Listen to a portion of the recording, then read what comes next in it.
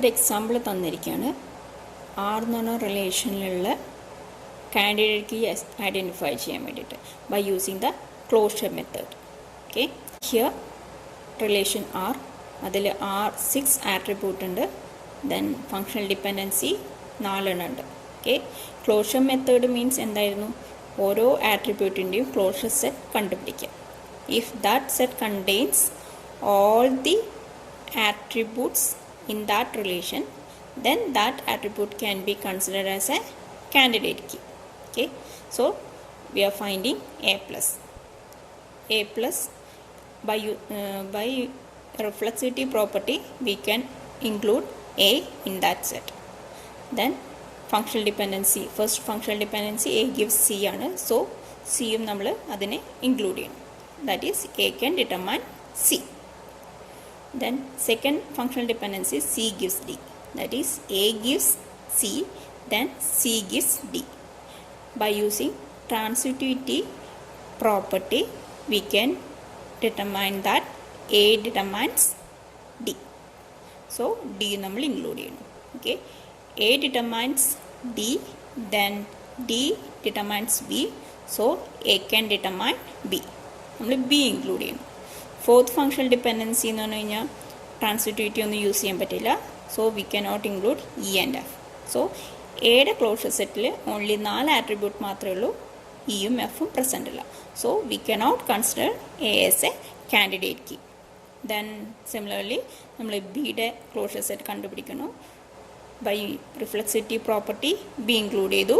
Then B ഒരു functional ഡിപ്പെൻഡൻസിയിലും include ചെയ്യുന്നില്ല ഡിറ്റർമിൻ. സോ ഓൺലി ബി മാത്രമാണ് ക്ലോഷർ സെറ്റിൽ ഇൻക്ലൂഡ് ആവുക. സോ ഇതും നമുക്ക് കാൻഡിഡേറ്റ് കീ ആയിട്ട് ഐഡൻറ്റിഫൈ ചെയ്യാൻ പറ്റില്ല.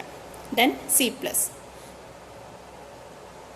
സി ഇൻക്ലൂഡ് ചെയ്തു by reflexivity property. Then C gives D, D include ചെയ്തു, D gives B. Transitivity property C can determine B. So B include ചെയ്തു.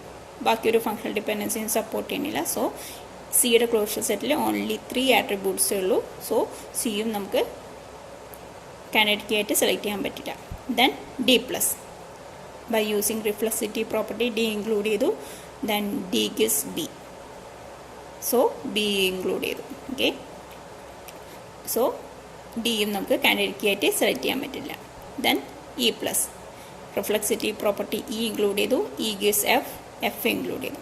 ഇതും നമുക്ക് കാൻഡിഡേറ്റ് കീ ആയിട്ട് സെലക്ട് ചെയ്യാൻ പറ്റില്ല.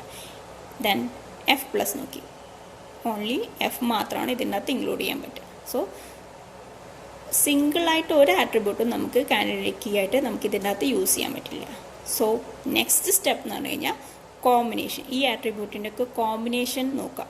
ആ കോമ്പിനേഷനിൽ ഏതൊക്കെയാണ് ഡിറ്റർമൈൻ ചെയ്യാൻ പറ്റുന്നത് നോക്കാം. ദാറ്റ് ഈസ് ആദ്യം A B, then A C, then A D, then A E, then B C, B D something. അതൊരു ലെങ്തി പ്രോസസ്സാണ്. സോ ഇതിനൊരു ട്രിക്കി മെത്തേഡ് ഉണ്ട്. That is initially identify the attribute in functional dependency which are not present in right hand side.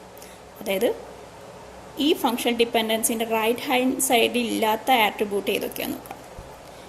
A present അല്ല, so we select A.